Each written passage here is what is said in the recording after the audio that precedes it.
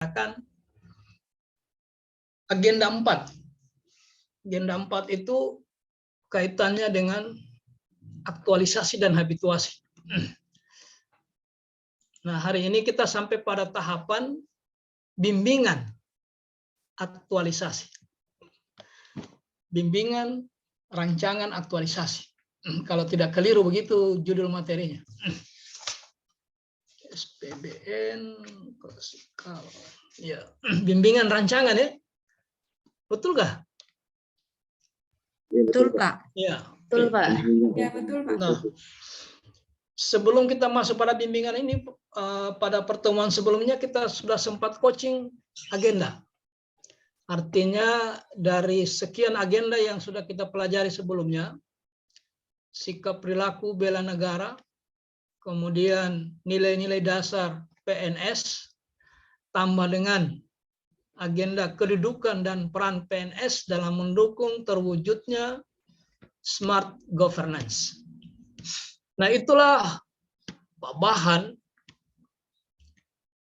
yang akan dijadikan ramuan dalam rangka menyusun rancangan aktualisasi. Artinya, rancangan aktualisasi ini muara akhir dari 3 agenda yang ada. Jadi semua intisari yang ada di agenda 1, terutama ini yang paling memberi warna terhadap rancangan itu adalah agenda 2 dan 3. Kalau agenda 2 apa?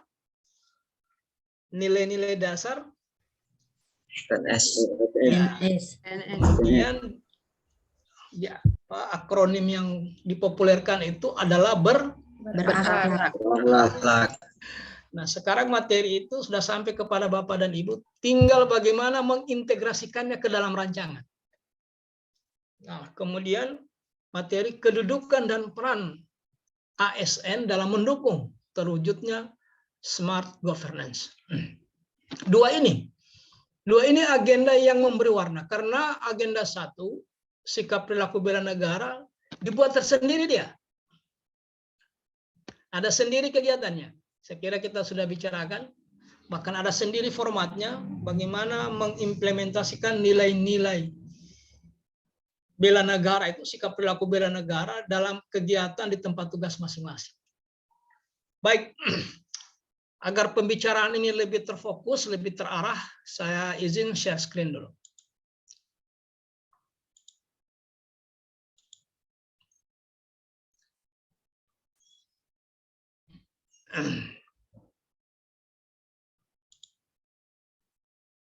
Ya, bimbingan rancangan aktualisasi. Ini nggak bisa lagi di slideshow.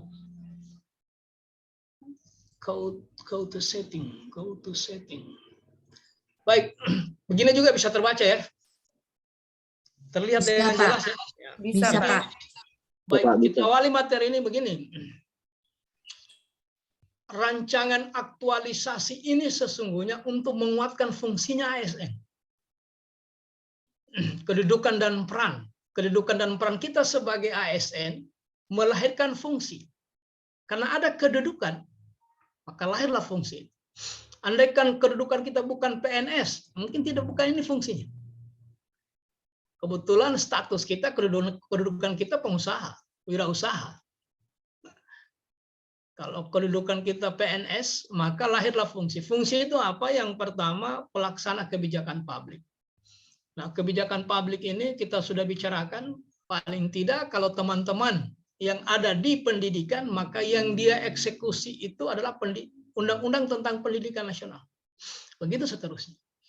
Jadi dalam rangka itu, pelaksana kebijakan publik.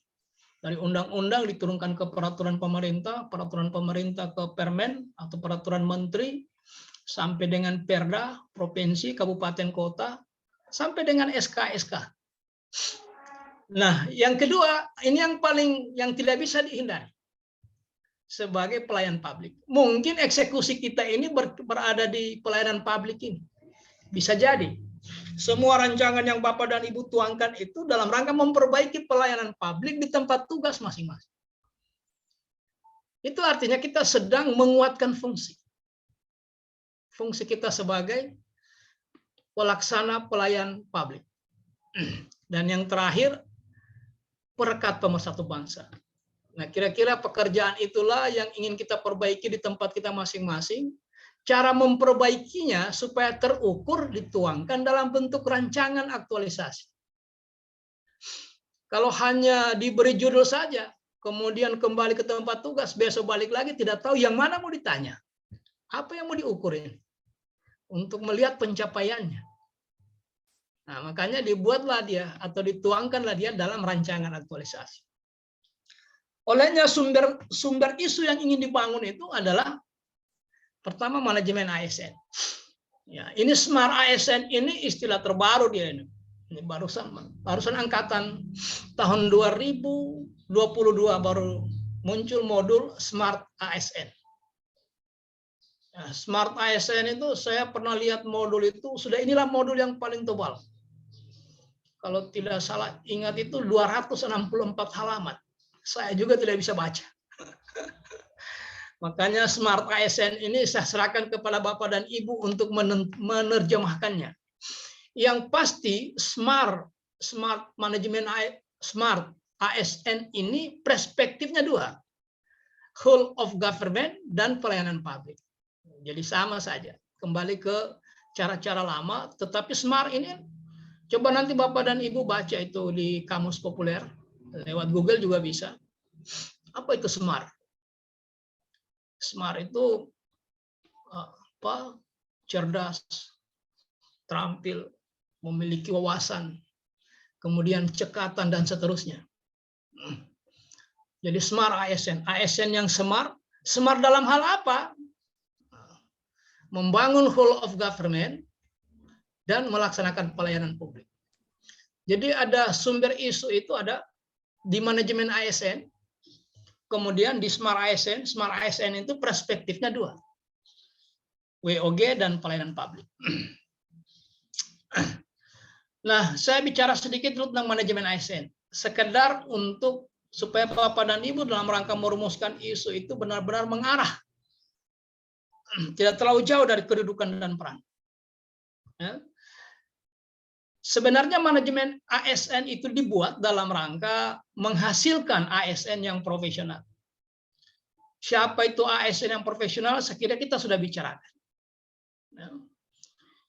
Nah, kesimpulannya begini, supaya mudah.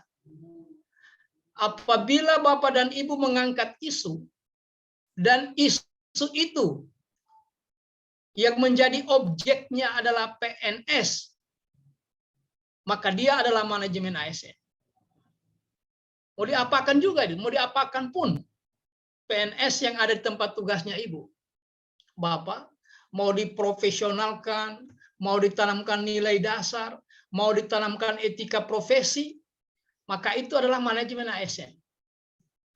Maka pekerjaan manajemen ASN ini ada 14. Kalau dibaca modulnya, ada 14. Misalnya begini, saya tunjukkan. Semua ini, kenapa ini ditata, kenapa ini dikelola dalam rangka menciptakan ASN yang profesional, memiliki nilai dasar dan etika profesi. Sehingga ini dimunculkan 14 itu. Mulai dari menyusun dan menetapkan kebutuhan. Sebelum Bapak dan Ibu direkrut, ditetapkan kebutuhannya sekolahnya Bapak, puskesmasnya Ibu, kantornya Bapak, kantornya Ibu. Nah, saya kira ini tidak terkait langsung dengan tugas Bapak dan Ibu selaku CPNS. Tapi boleh saja kalau seandainya dia berorientasi di BKD, di bagian kepegawaian, bisa saja sebagai staf dia ikut membantu menyusun kebutuhan pegawai negeri untuk guru di Kabupaten Parigi Motong, misalnya. Jadi untuk apa? Kenapa di setting memang, Pak? Supaya jangan lagi orang direkrut dengan gaya-gaya honor. Akhirnya kita tidak profesional. Kan gitu ya. Berapa puluh tahun kita menerima pegawai dengan honor. Begitu mau ditempatkan bingung sendiri kita mau ditempatkan di mana, semua sudah ini. Yang terbanyak itu ijazah kualifikasi pendidikan A. Sementara kita butuhkan C. Nah, itu namanya manajemen ASN, tata kelola. Apanya dikelola, kebutuhannya. Dalam rangka apa? Menciptakan ASN yang profesional. Profesional, memiliki kode, memiliki nilai dasar dan etika profesi. Supaya dia bebas dari intervensi politik dan praktek KKN. Begitu juga pada saat pengadaannya, setelah ada kebutuhannya, diproseslah pengadaannya. Bisa saja kalau Bapak dan Ibu selama ini orientasi di BKD terlibat dalam hal itu, membuat format. Coba kamu cari tahu SD ini berapa dibutuhkan matematika. SD ini sekian, SD ini puskesmas sekian ahli gizi, sekian bidan, dan seterusnya. Baru direkrut, diadakan. Begitu seterusnya. Boleh juga terkait dengan pangkat. Kalau sudah bicara pangkat kan banyak sekali tahapan-tahapan pekerjaannya. Mulai kita bagi pangkat apa ini Pak? Fungsional atau reguler? Nah, fungsional juga mulai lagi di vila lagi. Mulai dari apanya ini? Perhitungan angka kreditnya. Nah, kesimpulannya, isu apapun yang Anda lakukan berkaitan dengan 14 item ini, dan sasarannya adalah PNS, maka itu adalah, coba, itu adalah Manajemen ASN. manajemen ASN. Itu isunya manajemen ASN. Nah, saya kira jelas sudah ya. Jadi kalau diminta judul nanti coba rekrut sekurang-kurangnya 5 isu manajemen ASN, tidak ada kesulitan. Nah, cara merekrut atau menemukan isu itu caranya menurut pengalaman, berdasarkan pengalaman. Semakin lama seseorang di tempat pekerjaannya, semakin banyak isu yang dia rekam, yang dia tangkap. Pasti itu. Karena pengalaman, apa yang dia alami. Jadi pengalaman itu apa yang dia dengar langsung, dia lihat langsung, atau yang dia lakukan sendiri. Itulah yang namanya mengalami. Kita sebut dengan pengalaman. Nah, kira-kira tuntas manajemen ASN. Inilah gambarannya. Ya. Karena sumber isu tadi pertama, manajemen ASN. Nah, kalau SMART ini, saya katakan di awal, ini barang baru, kita diskusi. Kalau saya baca modulnya ini, lebih banyak berbicara tentang ini. Pada akhirnya, ASN yang cerdas itu, yang terampil, yang cekatan, tidak bisa tidak, dia harus memiliki kemampuan literasi digital. Jadi kalau isunya misalnya rendahnya kemampuan mengakses apa, tetapi dikaitkan dengan pekerjaan. Berarti Anda dalam perspektif SMART ASN. Rendahnya kemampuan guru matematika mengelola apa? Berarti manajemen ASN pada perspektif literasi, pada perspektif SMART ASN.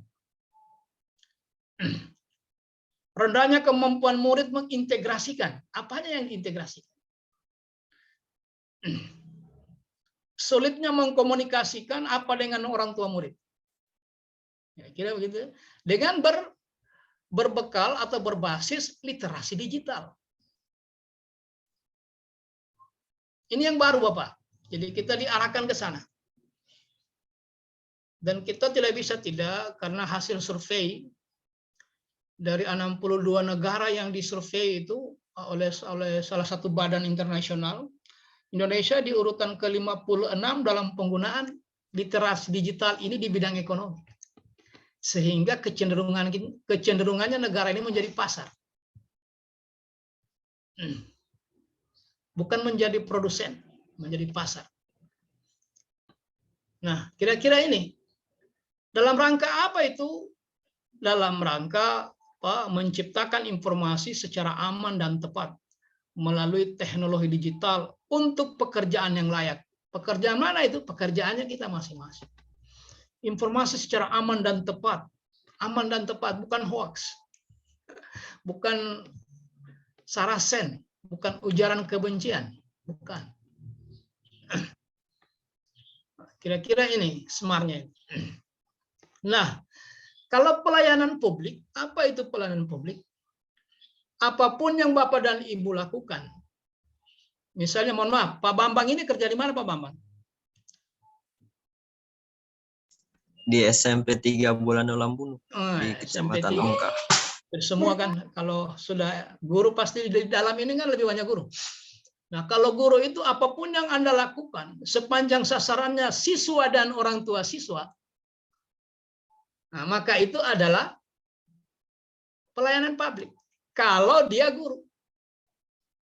Jadi kalau orientasi isunya itu diarahkan kepada upaya perbaikan, peningkatan, yang sasaran akhirnya adalah siswa atau orang tua siswa, maka itu adalah pelayanan publik.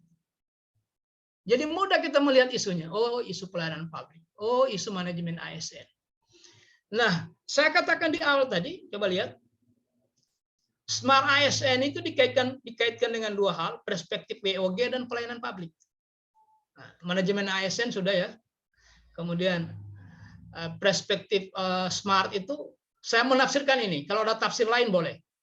Ya. Karena modul ini paling tebal ya. Jadi saya menangkap kira-kira kalau smart itu dikaitkan dengan pengertian smart itu sendiri, maka saya kutip tidak tahu di halaman berapa ini. Kira-kira inilah kalau mengangkat isunya, kalau dikonkretkan di literasi digital konsentrasinya. Nah, sementara yang belum tersentuh adalah apa? Apa yang belum tersentuh, Pak? Sumber isu itu. Manajemen ASN sudah? Habis ini siapa? Sebelum siapa? WOG. Oh, Whole of government. apa Ibu? Apa yang belum tersentuh Ibu? WOG. Ya, WOG. WOG itu apa? WOG. Nah, WOG itu apa? Whole of government. Ya, sebenarnya tidak salah itu. Karena gitu ya. Kalau whole of government itu kepanjangan. Panjangannya dari WOG, whole of government. WOG sendiri itu artinya apa? Kolaborasi. Ya. Sebuah pendekatan. Jadi kalau Bapak dan Ibu mengangkat isu integrasi, kolaborasi, koordinasi, kerjasama, pasti perspektifnya WOG. Kalau sudah bicara rendahnya kerjasama guru dan komite sekolah dalam rangka peningkatan ini dan itu, sudah itu urusan. Rendahnya kerjasama sekolah dan puskesmas dalam rangka menciptakan pola hidup sehat. Berarti sudah koordinasi, integrasi, kerjasama, kolaborasi, dan seterusnya. Jadi tuntas ya sumber isunya tuntas. Tidak liar, tidak kemana-mana. Selalu sumber isu itu dikembalikan kepada kedudukan dan peran. Ya, jadi sumber isunya di situ. Nah, makanya jangan nanti sampai ada isu yang lain-lain yang tidak bisa dihubungkan dengan kedudukan dan peran dia sebagai PNS sehingga melahirkan fungsi satu, pelaksana, kemudian pelaksana kebijakan, kemudian pelaksana pelayanan publik, dan perkat nomor 1. Integrasi itu pasti ujungnya itu kerjasama, pasti ujungnya kalau ditelusuri lebih jauh ya mempersatukan, menyatukan, memadukan, mensinergiskan. Itu bahasa-bahasa whole of government. Nah, mari kita lihat. Ini masuk sudah pada intinya. Itu pengantarnya tadi itu Bapak. Sebenarnya biar saya tidak jelaskan itu, saya yakin Bapak dan Ibu sudah paham. Kenapa? Karena sudah pernah terima materinya masing-masing. Ya. Nah, apa isu atau masalah? Jadi yang tidak mungkin kita bisa membuat rancangan Bapak dan Ibu kalau tidak ada isunya. Karena ini berbasis isu. Nggak mungkin. Tidak mungkin dokter menulis resep kalau tidak ada keluhan. Makanya di dunia medis, kalau tidak keliru ada dokter di sini ya. Kalau tidak keliru ya, atau di angkatan lain. Oh ada ya? Iya Pak. Oh Pak Suryadi ya? Iya. Oh iya. Nah Pak Suryadi, kalau dalam konteks dunia medis, isu itu sama dengan gejala. Tidak mungkin Bapak menulis resep tanpa menanyakan dulu gejalanya. Kenapa ini? Pak, leher ini agak tegang-tegang. Kira-kira begitu ya. Kepala sakit. Tinggal ditanya, terakhir makan apa, Pak? Nah, begitu juga di sekolah itu tidak mungkin ada isu apa? Tidak mungkin Anda bisa menyusun rancangan kalau tidak ada isunya. Makanya isunya dulu. Nah, teknik merumuskan isu ini dibuat dalam bentuk pernyataan negatif. Pernyataan negatif itu seperti apa? Siapa kasih contoh? Coba pernyataan negatif. Kurangnya, rendahnya. Rendahnya, kurangnya. Kenapa kira-kira harus pernyataan negatif? Apa alasan? Penyebab gitu. Bagaimana Pak Suryadi? Ya. Karena Kenapa? masalah, Pak. Ya. Namanya masalah. Ya. Kenapa harus dibuat? Karena begini, boleh juga positif. Sepanjang substansinya negatif. Misalnya, tingginya penyebaran angka COVID. Nah, itu kan positif tinggi kan? Tapi substansi negatif. Tingginya tingkat kematian bayi ke atau apa. Itu kan negatif. Substansinya negatif. Kenapa harus negatif? Supaya orang yang mendengarkan itu tertantang. Langsung dia tahu apa yang mau dibikin. Itu maksudnya. Kalau dia rendahnya berarti tingkatkan. Lakukan optimalisasi. Tingkatkan. Sudah ketahuan. Mau diapa ini barang? Kalau belum ada, adakan. Wujudkan. Belum adanya komunikasi, belum adanya. Lah, buat. Bikin. Wujudkan. Nah, gitu ya. Kalau rendah kurang, tingkatkan. Lakukan optimalisasi. Upaya memaksimalkan yang rendah tadi atau yang kurang tadi. Jadi harus negatif dia. Jadi cek ulang nanti di tabel-tabel yang Bapak-Bapak buat itu. Kalau tidak negatif, ganti. Nah, kemudian isu tadi Bapak Ibu, hari ini memang tidak tegas. Tapi saya khawatir orang masih menggunakan pedoman lama. Bahwa isu itu minimal mewakili 3 itu. Ada manajemen, ada whole of government-nya, ada pelayanan publiknya. Nah, perspektif Smart ASN ini masuk di pelayanan publik dan whole of government. Jadi whole of government itu basicnya adalah digital. Rendahnya kolaborasi atau kerjasama atau integrasi disebabkan karena faktor berbasis digital tadi itu yang tidak jalan. Kalau seandainya diminta nanti isunya, jangan 3 isunya semua pelayanan publik. 3 semua pelayanan publik. Semua arahnya ke siswa. Harus ada yang ke guru, atau yang ke tata usaha, atau ke PNS yang lain yang ada di sekolah. Sehingga dia mengarah ke manajemen ASN.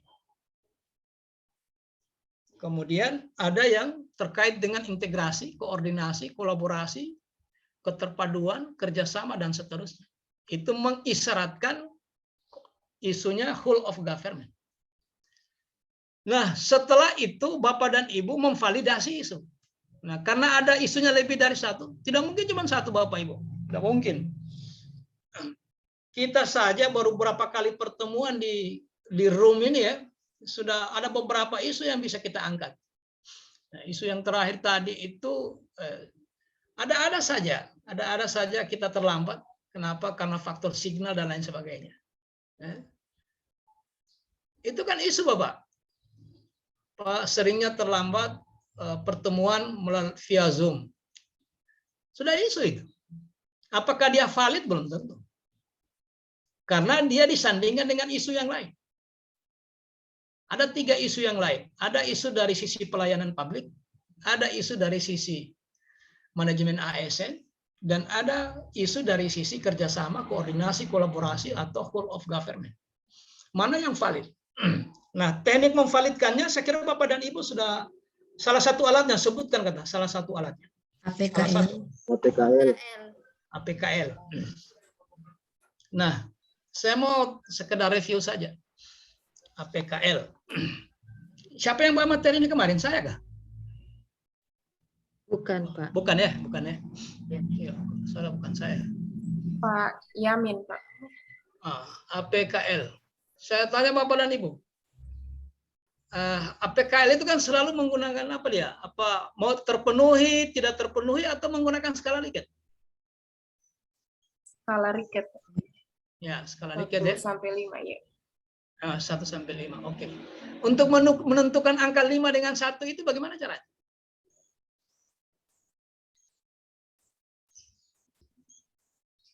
Jangan nanti ditanya, Ibu, dari mana angka 5 ini?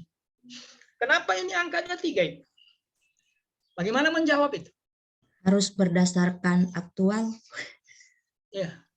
Sekarang Ibu menyimpulkan bahwa isu A yang paling aktual. Kenapa Ibu berani menyimpulkan dia yang paling aktual?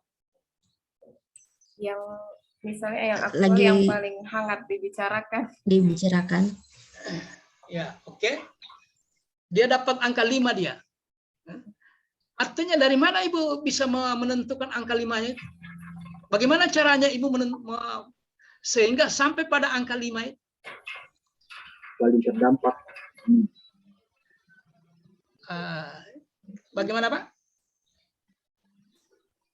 Bagaimana tadi? Paling berdampak? Iya. Nah, menentukan dia paling berdampak itu bagaimana caranya itu? Caranya bagaimana?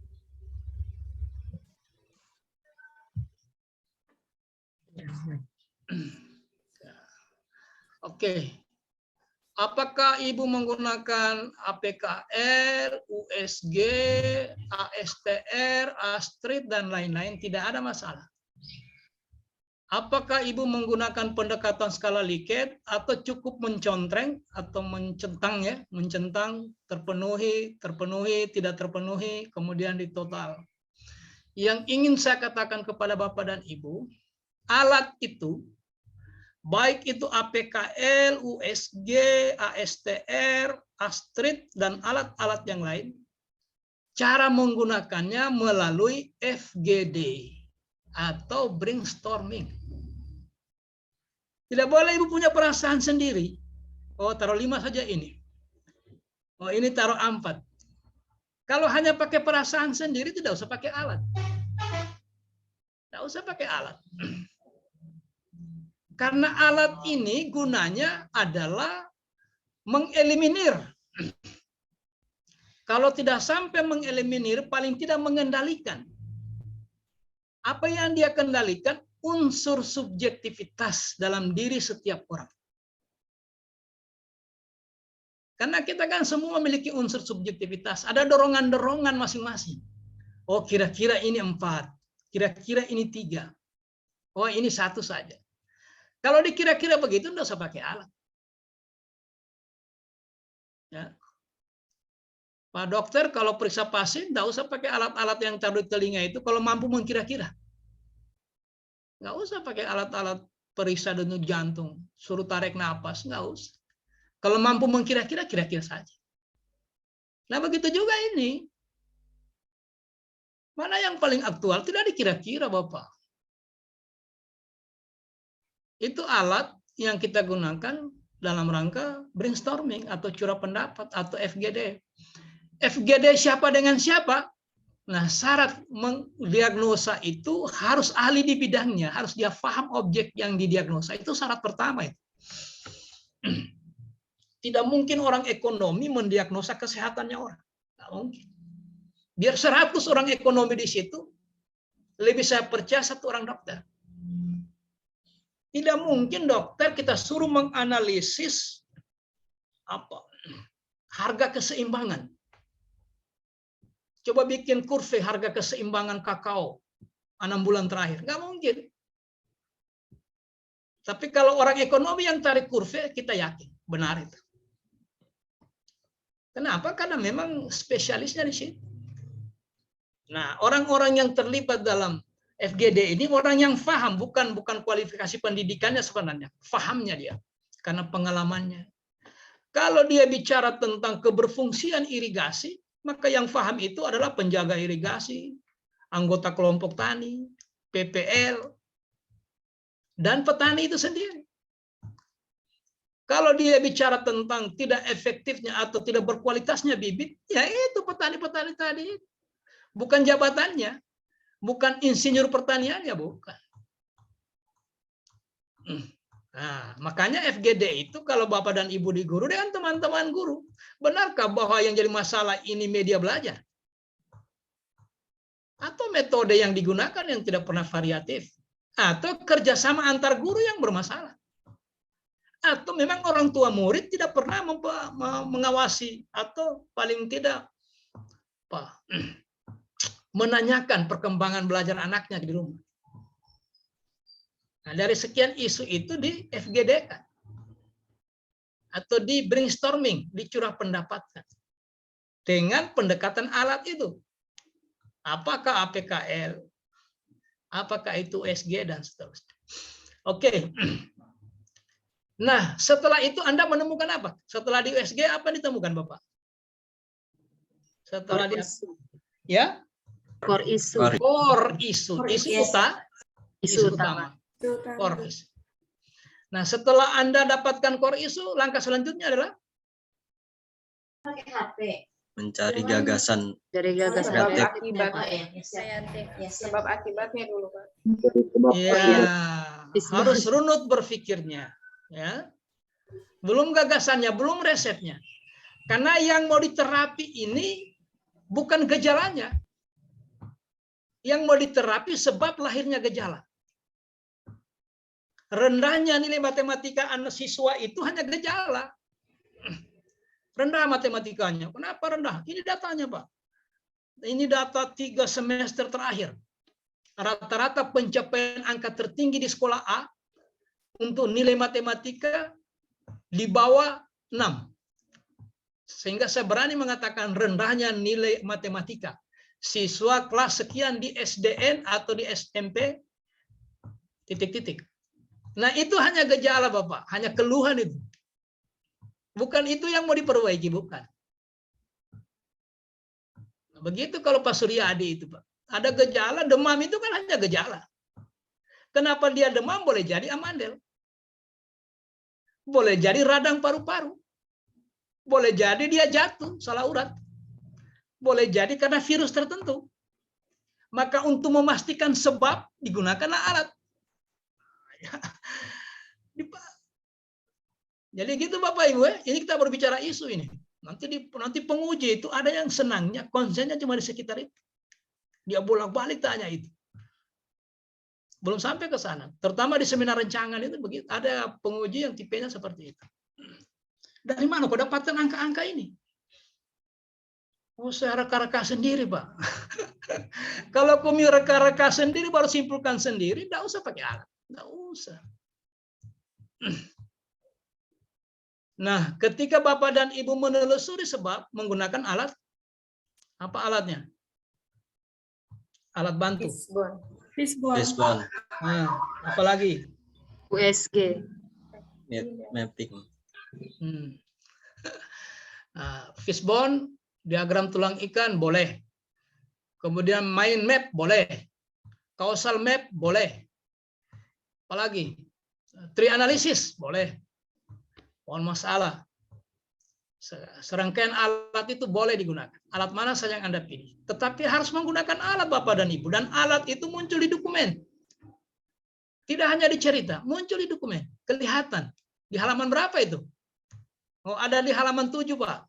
Saya menggunakan alat analisis untuk menelusuri sebab, yaitu alat mind map. Mapping, mind itu kan pikiran ya. Map itu berarti mapping ya, memetakan. Causal map berarti memetakan sebab akibat. Jika ini dibikin maka ini terjadi. Jika ini diperbaiki maka ini hasilnya. Itu namanya causal map. Ya. Saya anggap Bapak dan Ibu sudah paham ini, harus menggunakan alat ketika menelusuri. Nah, sekarang sudah ditemukan.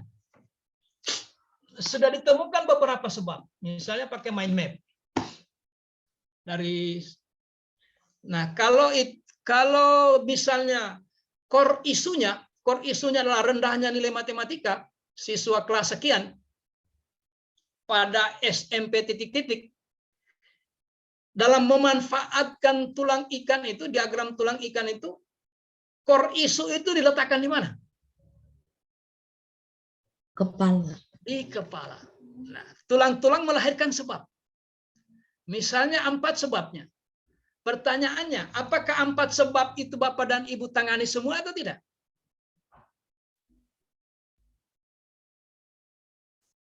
Tidak.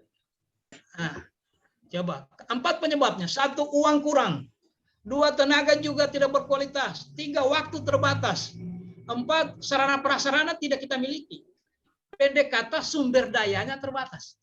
Sehingga tidak mungkin diselesaikan semua 4 itu. Kalau seandainya diselesaikan semua, bagaimana caranya? Ya, tuangkan semua dalam rancangan. Kegiatan 1, menyelesaikan sumber daya manusianya. Mungkin bikin in-house training, atau bimbingan praktis, atau bintek, bimbingan teknis pada staf, kepada guru-guru. Setelah itu, sarana prasarananya juga mau diperbaiki. Karena itu semua penyebab. Saya katakan di awal tadi, yang mau diterapi, yang mau diintervensi itu bukan gejala, tapi sebab. Yang ada di tulangnya itu. Sampai jam berapa kita ini? Sampai jam berapa ya? Jam 9. Jam Pak. 9. Pak. 50 menit lagi. Yang keasikan nanti, tiba-tiba sudah habis waktu, tidak habis dijelaskan. Ya. Sampai di mana tadi? Tulang ikan. Nah, kalau ada 4 atau 5 atau 6 penyebabnya. Biasanya penyebab itu kan 6M. M yang pertama itu money, uang. M yang kedua man, manusia. M yang ketiga mesin, alat. M yang keempat material atau bahan. M yang kelima metode atau cara yang tidak efektif. M yang terakhir ini hanya berlaku di perusahaan, market. Nah, kebetulan isu yang Bapak angkat itu, Ibu angkat itu ada 3 penyebabnya. Nah, pertanyaannya, apakah itu mau diselesaikan semua atau tidak? Kalau mau diselesaikan semua, bagaimana caranya? Kalau tidak diselesaikan semua, bagaimana caranya? Coba. Kalau ada yang bisa jawab, saya lanjut pada yang berikutnya. Kalau tidak, kita singgah dulu. Karena ini mau dituangkan dalam dokumen. Mau diselesaikan semua atau tidak? Ada tadi yang bilang mau diselesaikan semua. Bagaimana caranya? Cara menyelesaikannya bagaimana? Kalau mau diselesaikan semua, itu tadi jawabannya. Pindahkan semua dia ke rancangan, ke tabel rancangan aktualisasi. Selesaikan semua. Udah tuntas itu. Selesaikan amandelnya, selesaikan radang paru-parunya, selesaikan juga salah uratnya. Sudah tuntas demamnya itu. Nggak balik-balik demam itu. Kecuali dia jatuh lagi. Jangan begitu demam paracetamol. Demam paracetamol. 1 minggu demam lagi. Habis paracetamol di apotek, demam terus. Kenapa? Karena akar masalahnya tidak tersentuh.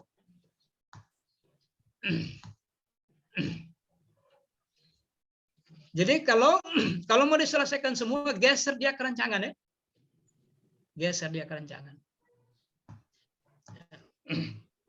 Jelas? Kalau mau diselesaikan semua, berarti tuangkan dia ke dalam rancangan. Kalau tidak mau diselesaikan semua, bikin dia 3 jangka. Jangka pendeknya amandel.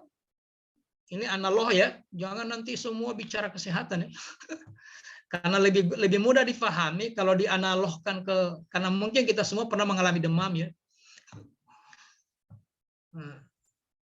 Nanti jangka menengah baru urus radang paru-parunya.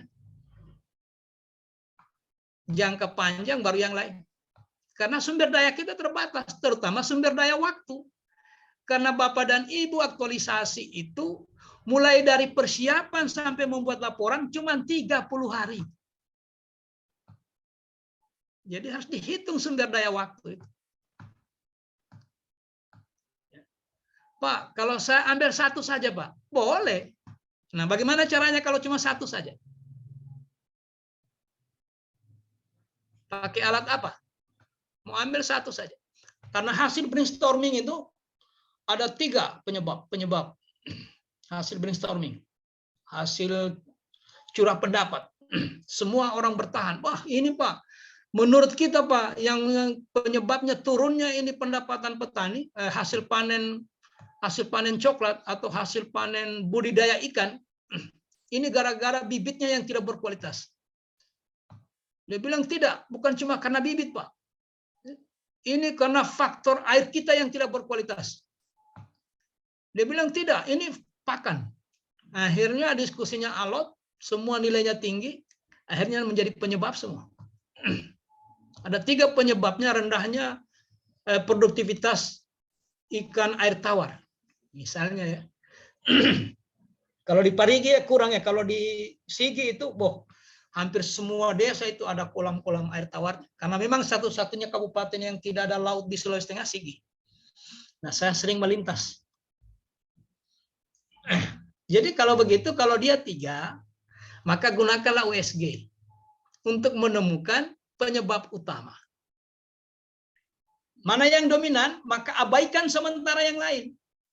Abaikan. Artinya memang semua ada kontribusinya yang menyebabkan menjadi anak demam, tapi nilai tertingginya di amandel misalnya. Maka untuk sementara kita berpandangan negatif dulu yang lain.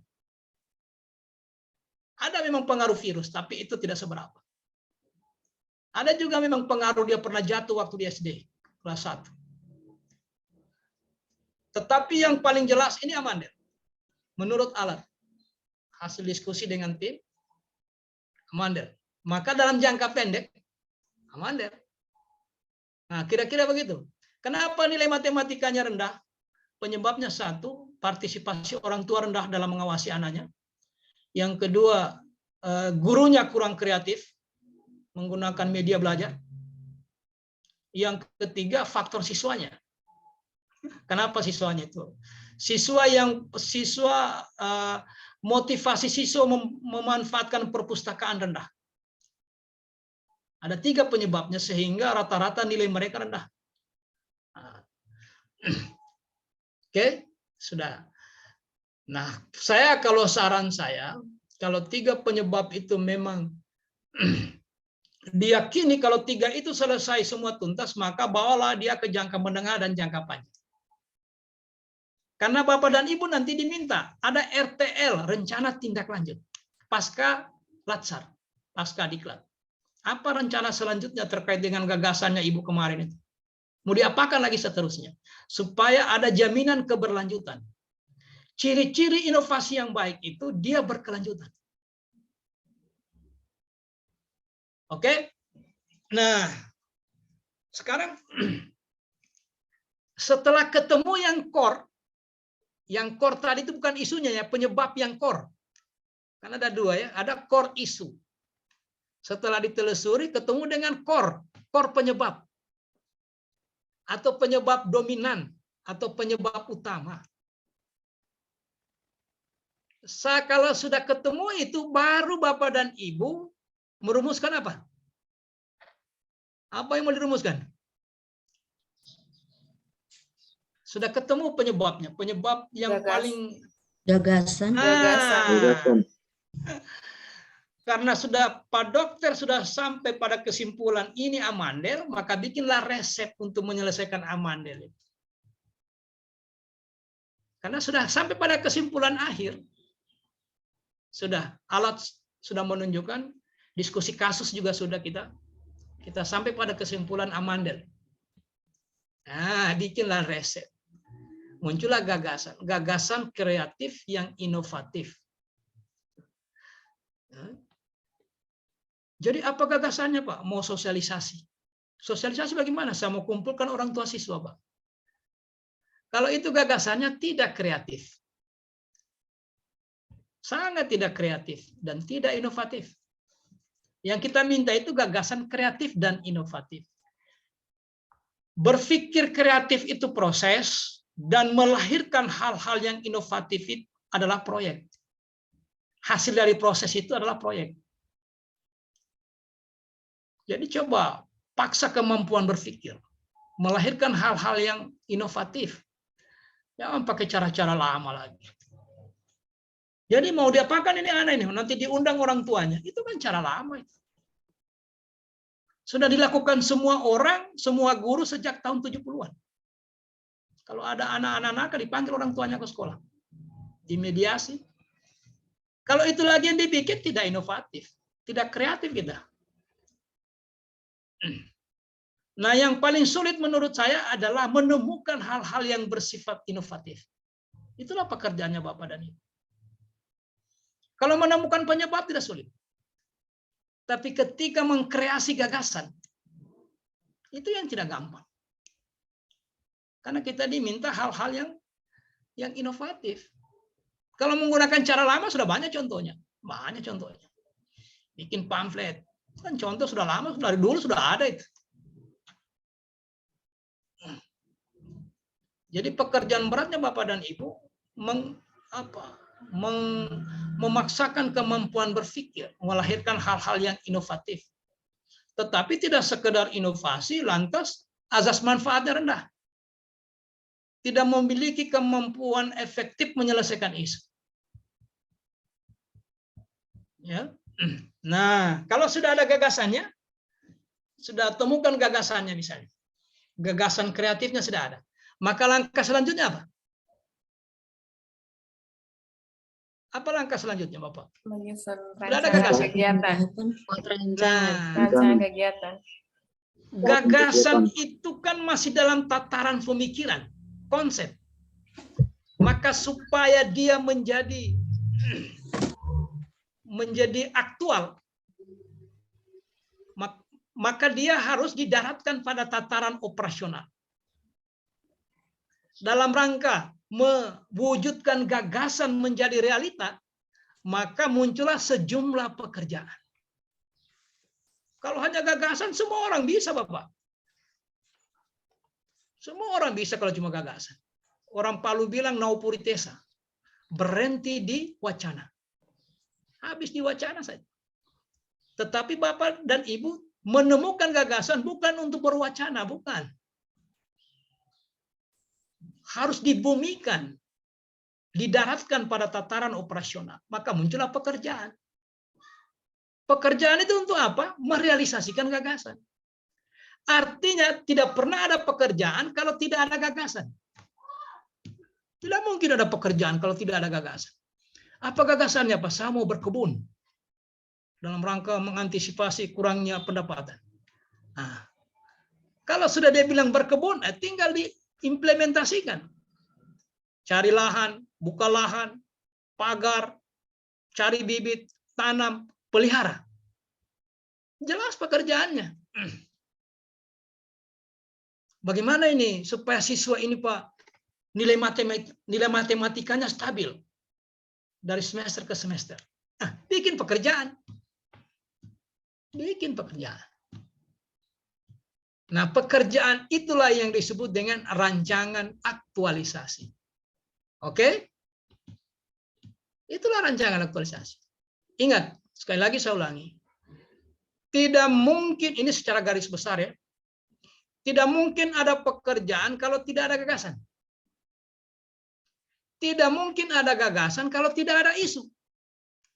Nah, alur berpikirnya begitu, kuasai saja itu. Kuasai saja itu, jadi dibolak-balik ditanya, mudah. Dia tanya bolak-balik, siapapun bertanya, kepala sekolah, penguji, siapapun. Isu saya yang validasi, saya yang telusuri sebabnya, saya temukan gagasannya. Saya sendiri lagi yang merancang pekerjaan, menyelesaikan isu itu dengan gagasan saya sendiri juga. Semua milik saya. Saya yang menemukan isunya menurut pengalaman, saya validasi isunya, saya telusuri sebabnya. Saya validasi lagi penyebab utamanya. Saya munculkan gagasannya. Saya susun pekerjaannya. Itulah sudah rancangan. Sampai di sini sebenarnya sudah boleh bubar kita. Karena sudah itu intinya. Bikin pekerjaan.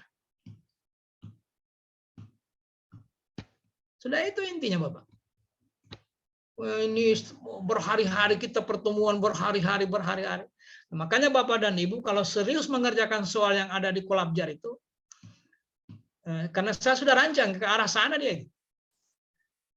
Nah, itu saja diangkat. Jadi ketika Bapak dan Ibu membuat menjawab pertanyaan yang ada di Kolabjar itu seakan-akan sudah itu yang menjadi produk akhirnya Bapak dan Ibu.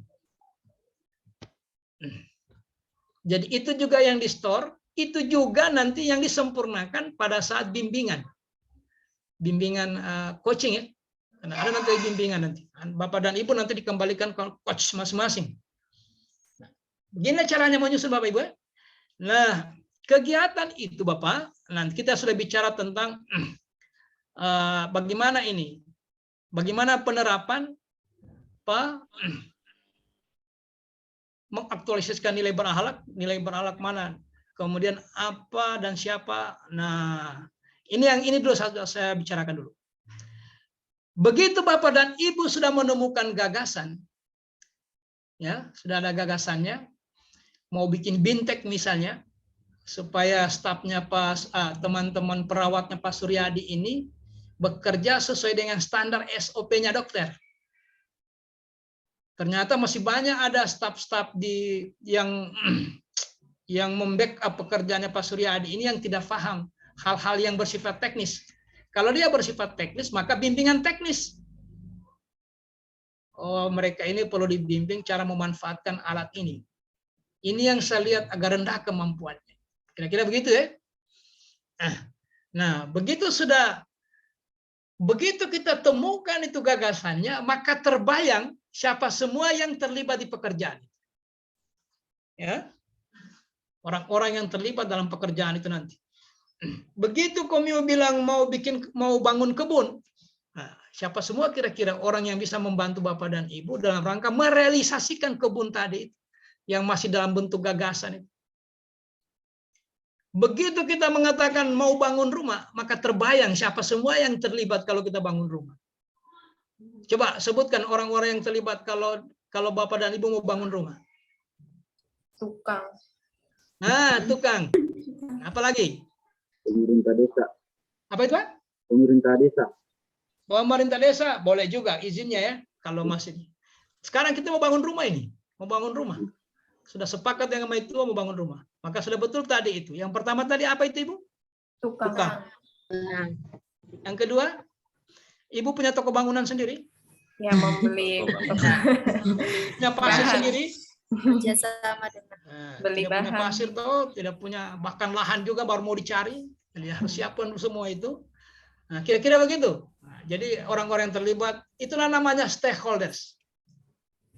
Pemerintah desa juga bisa. Supaya Ibu jangan nanti membangun di tanah sengketa.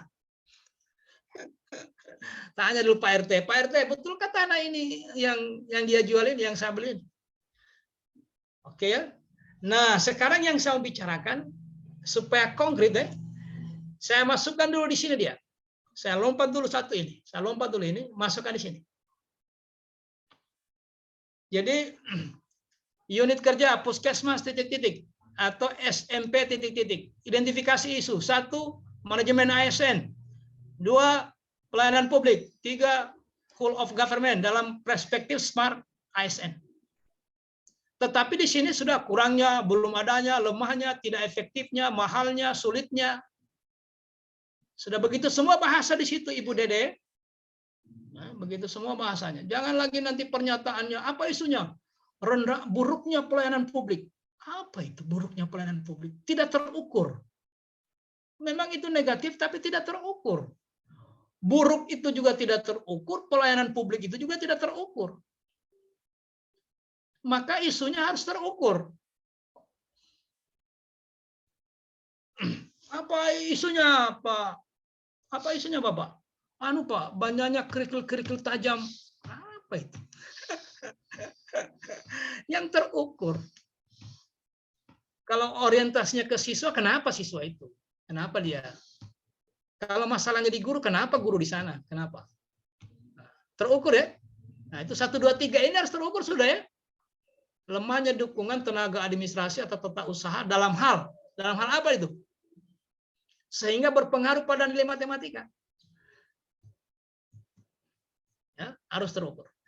Nah, setelah itu identifikasinya 3, terangkatlah isu 1 yang core tadi itu, tinggal dipindahkan Bapak Ibu. Sebenarnya sudah ini isinya rancangan itu. Yang lainnya kan teori. Tabel ini sudah isinya rancangan. Oke? Setelah itu masukkan gagasan. Gagasan jangan judul. Kadang orang tidak bisa membedakan yang mana gagasan, yang mana judul. Mana gagasannya? Dia taruh situ judulnya. Optimalisasi ini dan ini menuju ini. Itu judul. Coba ya. Kalau judul-judul standar, setelah rangkaian atau redaksi yang membentuk judul itu, diantarai kata-kata melalui titik-titik atau berbasis titik-titik, disitulah letak inovasinya itu, gagasannya itu di situ. Misalnya begini, optimalisasi penanganan sampah melalui bank sampah. Pertanyaannya, yang mana inovasinya? Buatan bank sampah. Bank sampah. Bilang saja situ, bank sampah. Nah, judul kedua, optimalisasi penanganan sampah berbasis partisipasi pemulung. Yang mana inovasinya itu? Partisipasi pemulung. Partisipasi pemulung. Itulah yang dimaksud di sini itu, gagasan itu. Jadi gagasannya bank sampah. Gagasannya membangun partisipasi pemulung. Itu gagasan. Jangan judul lagi diulang di sini karena judul sudah ada di Kafter. Nah, coba baca kata teman-teman punya yang dulu itu. Kalau saya yang bimbing, saya harus pastikan ini bukan judul. Bukan judul ini. Gagasan. Supaya kita tahu ya, oh ini gagasan. Kenapa? Kita akan lihat kalau gagasan ini bagaimana cara mewujudkan. Cara mewujudkan gagasan itu ada di tabel ini. Ada di tabel ini. Coba kasih tunjuk dulu saya. Bagaimana mau kasih keluar ini supaya saya layout ini. Nggak bisa saya layout ini. Supaya besar sedikit. Terganggu dengan ini yang... Kenapa dia masuk di sini dia? Saya khawatir nanti saya kasih keluar malah keluar semua. Ini kan isu Bapak ya, rendahnya kemampuan melalui suara dalam menggunakan IT. Oke, kalau begini terbaca juga ya? Terbaca ini ya? Terbaca, Pak. Terbaca. Nah, ini rangkaian pekerjaan yang ada di tabel ini dalam rangka mewujudkan apa yang mau diwujudkan di sini? Di sini. Kegiatan. Gagasan. Gagasan. Gagasan itu hanya menjadi konsep kalau hanya digagas. Iya, saya juga. Ya. Kalau hanya tidak ada rangkaian pekerjaannya, hanya konsep. Jadi, nah, misalnya tadi apa? Misalnya Pak Dokter tadi itu mau bikin apa? Bintek, tunggu dulu. Isunya Pak Dokter kita kasih konkret saja. Isunya Pak Dokter apa? Itu tentang penggunaan administrasinya, penggunaan APD. Nah, jadi Pak Dokter diulangi. Karena saya tanya isu berarti kurangnya, belum adanya, lemahnya. Karena sudah isu. Kurangnya kesadaran petugas kesehatan dalam menggunakan APD pada saat tindakan. Jadi gini. Sebenarnya begini ya. Ini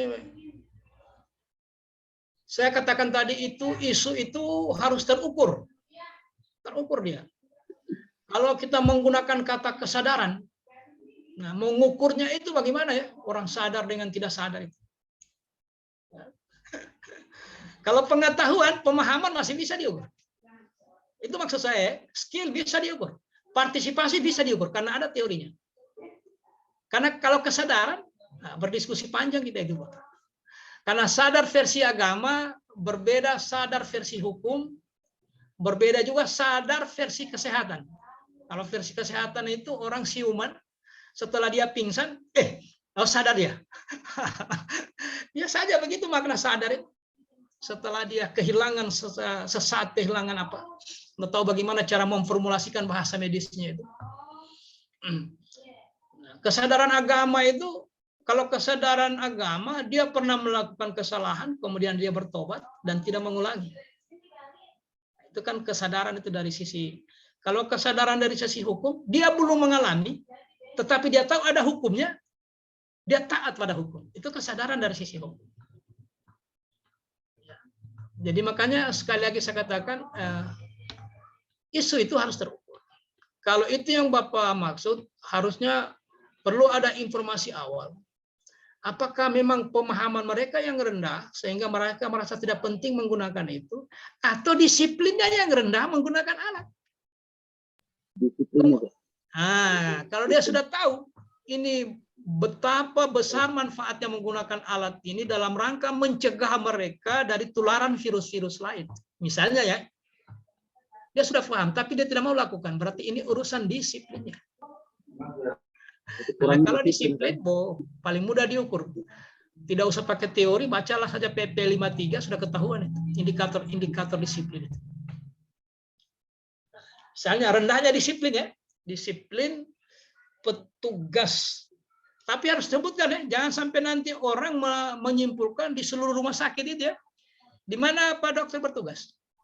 Puskesmas Tomini. Ah, di Puskesmas Tomini ya, boleh. Iya, baru kan. Boleh, Puskesmas boleh. Sudah agak teknis. Kalau teman-teman di rumah sakit ya sebut di poli mana? Di mana Ibu bertugas selama ini? Di poli umum kah? Penyakit dalam kah?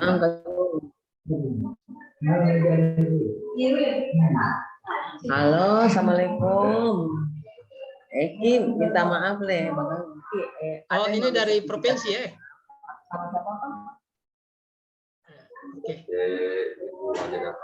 Ibu Haji Darmawati dari 2021. Ibu Marni. Bu Marni. Bisa Bapak? Iya. Bisa Bapak. Jadi ini pengalaman Bapak Ibu ya.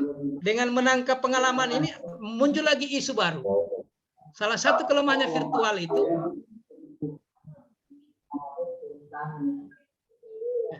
kan isu ini Pak, menurut yang kita alami. Jadi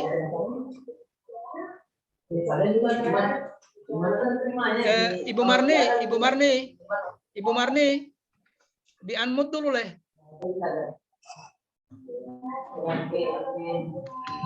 Saya dulu ya. Saya fokus ini. Saya unmute dulu. Ibu Marni.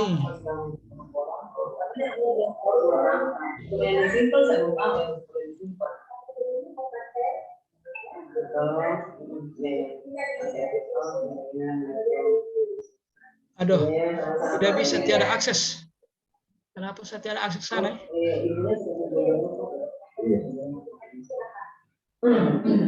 Saya kembali dulu beliau. Ya. Baik. Bisa Bu Marni di-unmute dulu ya. Oke. Jadi begini ya. Halo, assalamualaikum. Ini mau bertanya hari ini Pak. Nah, mau tanya laporannya itu sudah dimasukkan dianukan ke sistem apa simpel. Oh, kok hostnya kena bagaimana cara anunya? Mau tanya anunya kita Bu. Laporannya kemarin sudah diupload di sistemnya itu simpel. Ada. Laporan anunya kita itu. Pak Reza, Masuk ke sini sudah. Cuman di sistemnya Asep.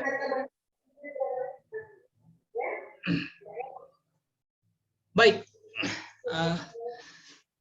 Sampai di mana tadi? Sampai di. Nah ini ya. Jadi ini Bapak Ibu. Nah ini. Sini ya. Bapak Ibu Iya, begini. Pak. ya Pak.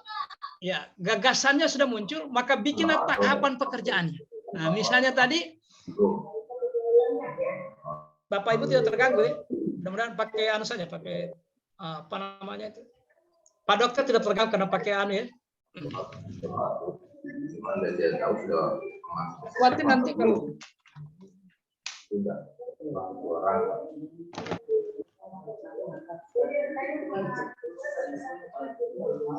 Kedengaran suaranya Pak. Terganggu juga Pak.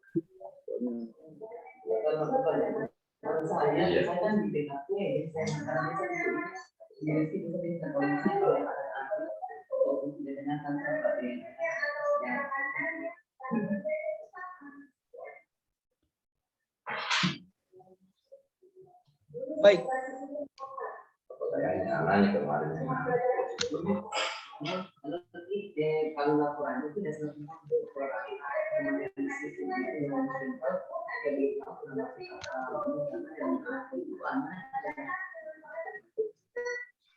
Halo Ibu Marni. Bu Marni. Marni. Ya. Oke. Jadi gagasannya tadi dalam rangka meningkatkan disiplin teman-temannya Pak Dokter menggunakan alat pelindung diri itu, apa gagasannya Pak Dokter?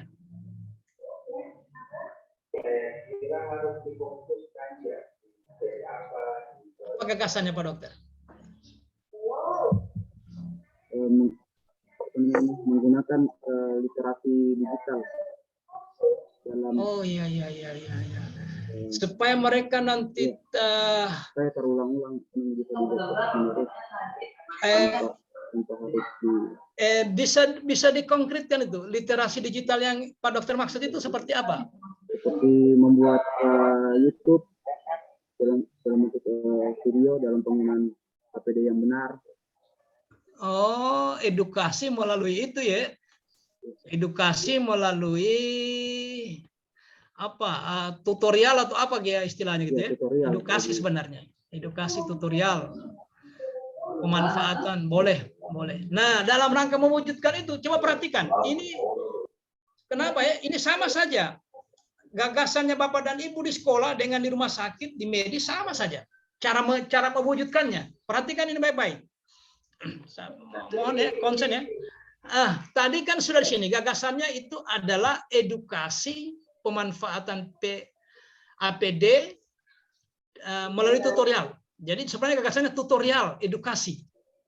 Tutorial edukasi pemanfaatan APD, alat pelindung diri.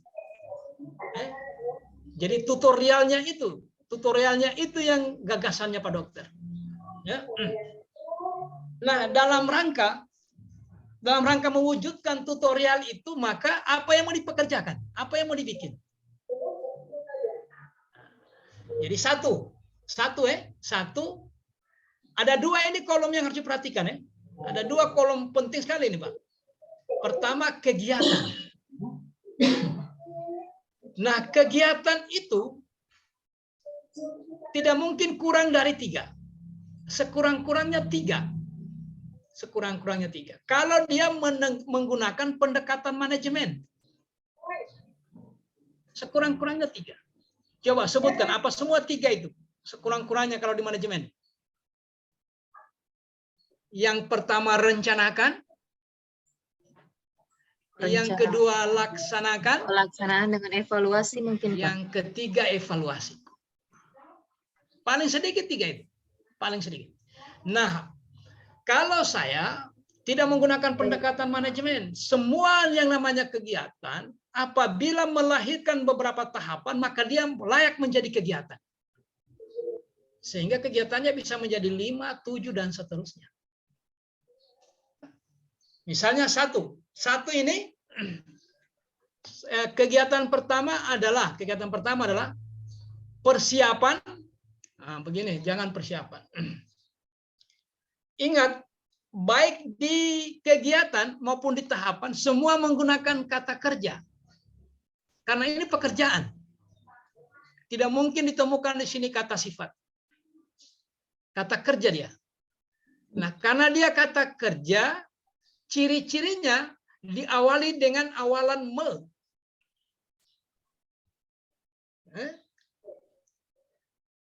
Jadi saya coba tanya dulu. Kata kerja itu ciri-cirinya diawali dengan awalan Me. awalan apa? Me. Ya. Me. Jadi melakukan persiapan. Jadi jangan persiapan, melakukan persiapan pembuatan Video. tutorial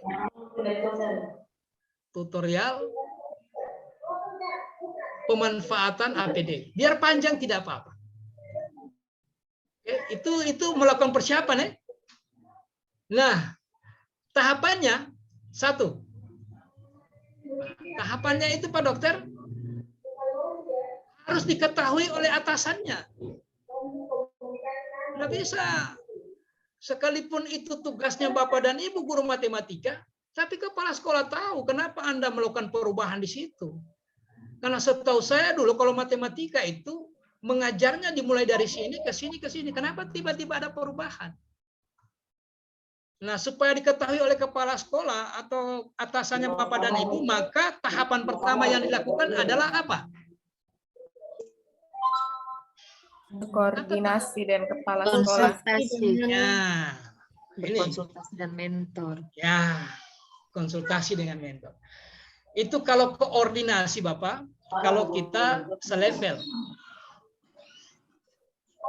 Koordinasi kalau kita selevel ya. Sebentar ya. Apa dia?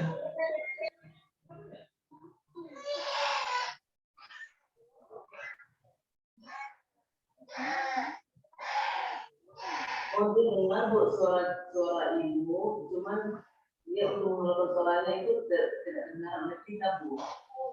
Iya.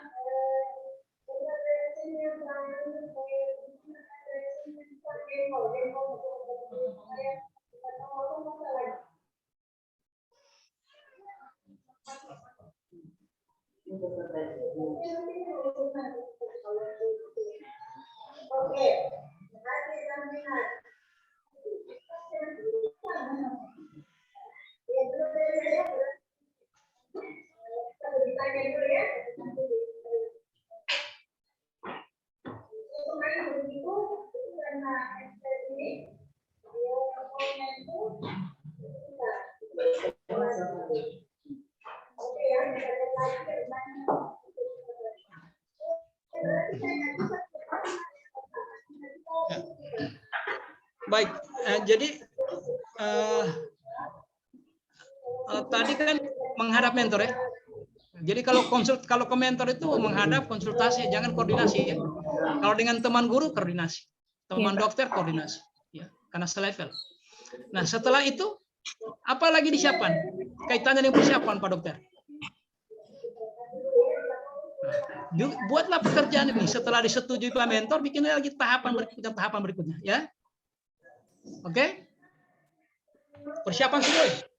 Persiapan. Nah, yang kedua, menyiapkan bahan. Itu kegiatan.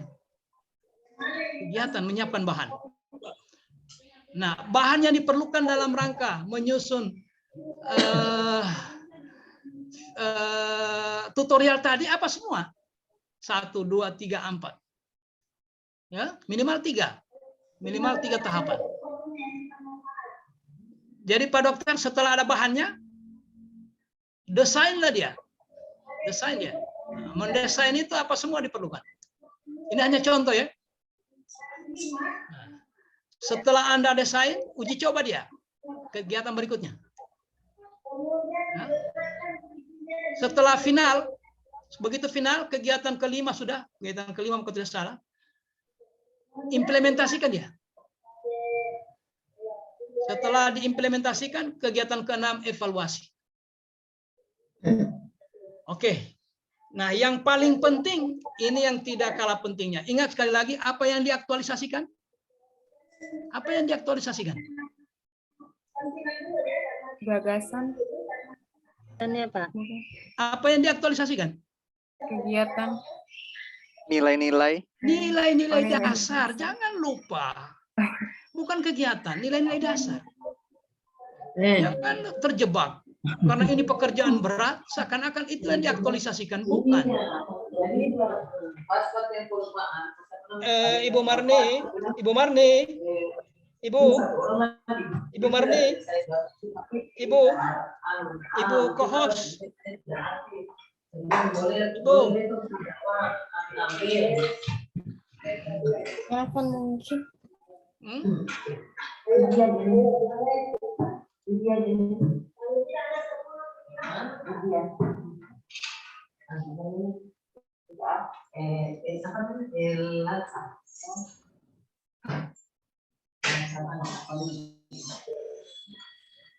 Sudah, kalau di saya ini sudah tertutup semua.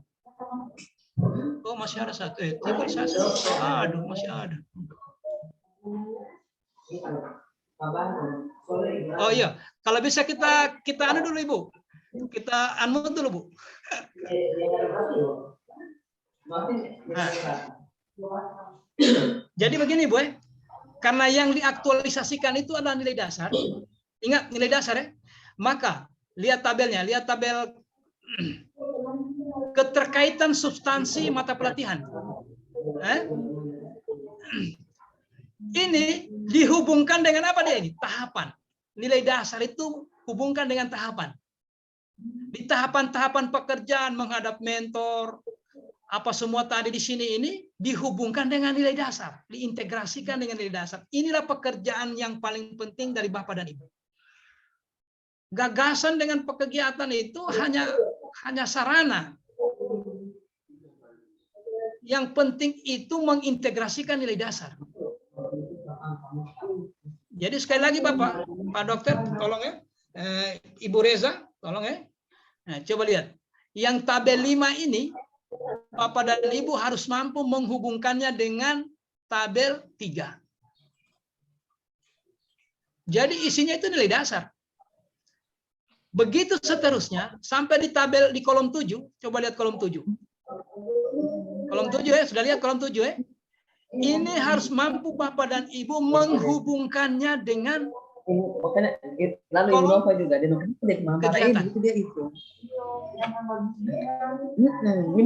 Bimbingan ini ngotin. Jelas Ada kan? peserta tadi yang bertanya. Karena itu yang penting. Karena yang mau diaktualisasikan ini bukan kegiatan, bukan pekerjaan, nilai dasar. Halo kita di sini Nilai ini dasar. apa? Bukan apa? Ada yang bilang ini Ibu Marni, saja. Ibu Marni, Sebentar ya. Ibu Marni. Ini dulu. Ibu Marni, Ya tidak. Ibu Di Marni. sini kita bukan membicarakan itu. Allah. Iya, Di ini. telepon saja mungkin, Pak. Kolom chat juga mungkin. Oh, sudah, Pak. Sudah unmute, Pak. Oh, sudah. Ya, oke. Oke, jadi itu yang paling penting ya. Jadi yang diaktualisasikannya nilai dasar. Nah, ini kan nilai dasar isinya nih, Pak. Berakhlak ini harus mampu Bapak dan Ibu hubungkan dengan tahapan pekerjaan. Tahap demi tahap. Nilai berakhlak apa semua yang masuk itu. Tahap demi tahap. Tapi tidak semua nilai masuk yang relevan. Yang kedua adalah pada masuk kolom 7. Penguatan nilai OPD. Penguatan nilai OPD ini adalah Bapak dan Ibu harus mampu menghubungkan atau mengintegrasikan nilai berakhlak dengan kolom 2 kegiatan. Jadi yang diisi nilai dasar itu kegiatan dan tahapan. Karena itu yang mau diaktualisasikan. Oke? Saya anggap jelasin ya. Nah, ada pertanyaan sebelum kita tuntaskan ini? Ya? Itu yang paling penting. Menghubungkan nilai ini. Ini kolom ini hubungkan dengan kolom 2. Kolom 2 itu isinya adalah kegiatan. Nilai dasar maksudnya. Nilai dasar berakhlak harus mampu dihubungkan dengan kegiatan. Kemudian tahapan harus mampu dihubungkan dengan nilai berakhlak. Karena yang mau diaktualisasikan nilai dasar. Bukan pekerjaan. Pekerjaan ini tunggangan. Kendaraannya saja ini. Kendaraannya. Sampai di sini jelas? Ya? Jelas atau tidak? Jelas, Pak. Nah, sekarang saya masuk di sini. Sekarang tuangkan ke sini.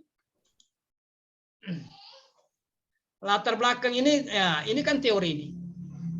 Nah, kalau ada permen, silakan kutip itu. Kalau ada undang-undang peraturan pemerintah, silakan kutip di peran. Kemudian visi misi Pemda ya. Visi misi Pemda, bukan visi misi sekolah ya. Atau dinas, bukan. Kemudian tugas dan fungsi jabatannya Bapak dan Ibu. Ini teori semua ini. Tujuan aktualisasi, ini teori juga. Manfaat aktualisasi, manfaat buat tempat kerja, pemerintah daerah, syukur-syukur kalau sampai ke masyarakat. Ke publik. Kalau guru, publiknya siswa dan orang tua siswa. Ya, kalau kesehatan tidak usah saya jelaskan. Sudah pasti semua tahu. Nah, nilai-nilai dasar ini juga teori. Nanti saya kirimkan, mungkin sudah ada tabel. Itu saya dimuat. Nilai dasar itu. Nanti satu orang WA saya, mungkin nanti saya kirim sekedar membandingkan ya. Membandingkan antara yang ada di tangannya Bapak dan Ibu dengan yang ada yang selama ini yang saya dapatkan. Kedudukan dan peran, ini kan teori juga. Ada semua di modul. Ya. Analisis isu ini mulai pekerjaan. Harus masuk di sini Pak, serangkaian tabel itu. Sampai dengan menelusuri sebab. Masuk di sini dia. Di analisis isu. Validasi isunya, telusuri sebabnya, temukan sebab utamanya. Kemudian disinilah muncul gagasan itu. Sebelum masuk rancangan aktualisasi. Kalau boleh gagasan munculkan di 2.3 saja. Karena begitu ada isunya, ada penyebabnya, rumuskan gagasannya. Sehingga 2.4 tinggal tabel rancangan. Oke. Kemudian jadwalnya. Inilah jadwalnya. Dia pendekatannya minggu. Bulan ini minggu kesekian. Bulan ini minggu kesekian. Sudah. Selesai. Selesai rancangan. Saya kira ini saja pertemuan kita hari ini. Apakah masih ada pertemuan selanjutnya? Kelihatannya tidak. Evaluasi rancangan, bimbingan rancangan. Saya kira tinggal hari ini ya, sampai dengan kita masuk Mei. Mungkin ada bimbingan nanti kita lihat. Saya juga belum terlalu detail melihat jadwal itu. Saya kira ini pertemuan kita hari ini. Tugas ada di Kolabjar. Tugas itu sudah ada hubungannya dengan apa yang kita bicarakan hari ini. Ya. Nah, ini saya tidak jelaskan. Ini bagian lain dari ketika Bapak dan Ibu ada di lokasi akan dikontrol oleh mentor. Setiap pekerjaan penting atau tahapan-tahapan penting diparap oleh mentor. Yang paling penting ini. Ini intinya. Kalau diperas ini rancangan, yang tertinggal ini. Kalau diperas. Ini yang tertinggal. Ingat, yang diaktualisasikan itu, maka sebagai pembuktian bahwa benar nilai dasar yang diaktualisasikan, maka Bapak dan Ibu harus mampu mengintegrasikan antara nilai dasar dengan kegiatan dan tahapan. Dijelaskan itu, di kolom 7 jelaskan. Nilai dasar ini berhubungan dengan kegiatan ini. Jelaskan itu. Nilai dasar ini berhubungan dengan kegiatan ini. Sementara kolom 5-nya menjelaskan bahwa nilai dasar ini relevan dengan tahapan ini. Begitu seterusnya. Semakin banyak nilai dasar yang Anda masukkan, itu artinya mengirim pesan singkat dan padat bahwa Bapak dan Ibu menguasai nilai dasar. Karena itu tujuan latsar. membentuk karakter itu apabila orang bisa menginternalisasikan nilai dasar dalam dirinya, kemudian dia aktualisasikan ke dalam pekerjaan. Kalau profesional, tidak ragu saya, karena Bapak dan Ibu direkrut sesuai dengan kualifikasi pendidikannya.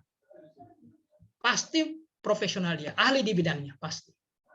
Cuman apakah dia berkarakter? Belum tentu. Orang hanya berkarakter ketika nilai dasar itu bisa ditanamkan, diinternalisasikan dalam dirinya, kemudian dia eksplor, dia keluarkan pada saat dia melakukan pekerjaan di tempat tugasnya. Itulah yang mau diukur oleh penguji. Seberapa jauh penguasaan Bapak dan Ibu tentang nilai dasar, dan seberapa mampu Bapak dan Ibu menerapkannya di tempat pekerjaan. Itulah finalnya. Itulah finalnya, Bapak. Saya kira sudah sampai di sini saja yang bisa saya jelaskan terkait dengan, maka buatlah ini sekarang. Jangan lagi ditunda-tunda. Buat sudah latar belakang. Terbelakang ini singgung sedikit isunya, gagasannya, kaitkan dengan permennya, Permendiknas, Permenkes, atau dasar-dasar hukum yang lain terkait dengan pekerjaan Bapak dan Ibu. Visi misi Pak Bupati atau Pemda, gambaran singkat organisasinya di puskesmas itu bagaimana, kemudian tugas dan fungsi jabatannya, bukan tugas dan fungsi puskesmas ya, bukan tugas dan fungsi sekolah, bukan. Tugas dan fungsi guru matematika, tugas dan fungsi dokter, tugas dan fungsi ahli nutrisi, tugas dan fungsi guru kelas SD. Jadi tugas dan fungsinya harus, jangan mengambang-ngambang bicara lagi pasal 33 Undang-Undang Dasar, terlalu jauh. Terlalu jauh. Tidak sampai tangan kita menggapai itu. Yang dekat-dekat dengan kita yang kita bicarakan. Karena ini real. Ya. Kemudian nilai-nilai dasar. Nah, nilai dasar, ya, siapa ketua kelompoknya Bapak ini? Yang ada di kelompok 2 ini? Siapa ketuanya? Ya? Nanti dikirim WA-nya, nanti saya kirim anutnya yang apa nilai dasar, itu tinggal di copy saja, kasih pindah ke situ untuk mengisi ini nilai-nilai dasar ini. Kemudian mungkin ada uraian sedikit penjelasan tentang ini apa isinya, ini apa isinya, apa isinya. Nah, kira-kira itu. Segera, jangan dibuang-buang waktu karena sangat terbatas. Mudah-mudahan masih ada bimbingan, nanti kita saya tidak tahu apa saya coach. Kalau saya coach, bisa kita pertemuan di luar jam ini supaya lebih leluasa, waktunya tidak terbatas. Mungkin 3 jam, semua orang bisa pemaparan. Kita perlihatkan, kita tunjukkan yang perlu diperbaiki. Saya kira ini saja yang bisa kita share. Coba lihat timersnya sudah sampai atau belum? Sudah 00, Pak. Nah, sudah. Baik, terima kasih ya atas Terima kasih, Pak. ya atas atensi, keseriusan Bapak dan Ibu mengikuti materi ini. Terima kasih. Nah, saya akhiri ya, ini pertemuan terakhir dengan saya. Tidak tahu lah kalau ada masih ada jalur-jalur selanjutnya. Bapak coachnya Tanggal kita 7 kalau kayaknya, DMS. Pak. Coach, Mbak. Tanggal 7, Pak. Ada, Nanti Pak. tanggal 7 Setelah Mei. Lebaran Pak ada Coach. pertemuan lagi Pak. Tuh, tanggal 7 itu apa namanya judulnya? Tim apa coaching. Pembimbingan Oh, di situ rancangan. kita coaching. lagi Pak. Oh, Iya, di situ Pak. kita coaching. Berarti kemungkinan saya coach itu, kemungkinan. Bapak coachnya kita kalau Iya, di Pak. LMS, Pak. Pas. Oh, sudah pas kalau begitu. Pas. Nah, di luar jam itu kalau memang ada waktu setelah Lebaran, jangan juga masih hari ini Lebaran biasa kita coba dicari waktu tertentu. Di luar ya, bukan difasilitasi peserta, bukan difasilitasi penyelenggara. Inisiatif Ya, kita Pak. sendiri. Boleh, Pak. Tim sendiri. Iya, Pak, ya, siap. Boleh Pak. Saya kira ini saja. Terima kasih banyak atas perhatian. Mohon maaf Terima kalau kasih ada banyak, Pak. kalimat-kalimat Terima yang kasih, kurang Pak. terkontrol. Terima kasih Terima banyak, kasih, Pak. Pak. Terima kasih, Kasih, Pak. Pak. Terima Ya. kasih, Pak. Assalamualaikum warahmatullahi wabarakatuh. Selamat siang. Waalaikumsalam. Waalaikumsalam. Waalaikumsalam warahmatullahi wabarakatuh. Om Santi Santi Santi Om. Baik, saya live Pak. Kalau timernya sudah cukup ya? Ya. Ya, Ibu.